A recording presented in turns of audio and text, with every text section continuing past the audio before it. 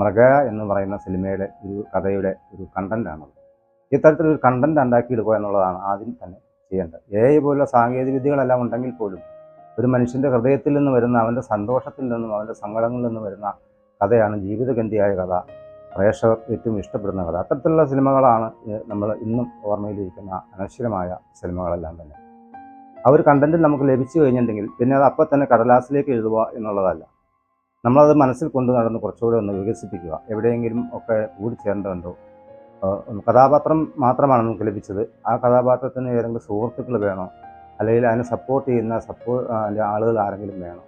ആ ആൾക്കൊരു നായിക വേണോ? ഇതെല്ലാം നമ്മൾ ഒന്ന് ആലോചിച്ച് മനസ്സിലൊന്ന് കൊണ്ട് നടന്ന് ആലോചിക്കുക. മനസ്സ് എന്ന് പറയുന്നത് നമ്മുടെ ഒരു കടലാസാണ്. അതിൽ പേന എന്ന് പറയുന്നത് നമ്മൾ ചിന്തകൾ വായിക്കുന്നു. അപ്പോൾ ആ മനസ്സാകുന്ന കടലാസിൽ നമ്മുടെ പേനയാവുന്ന നമ്മുടെ ചിന്തകൾ കൊണ്ട് ആ കണ്ടൻറ്റ്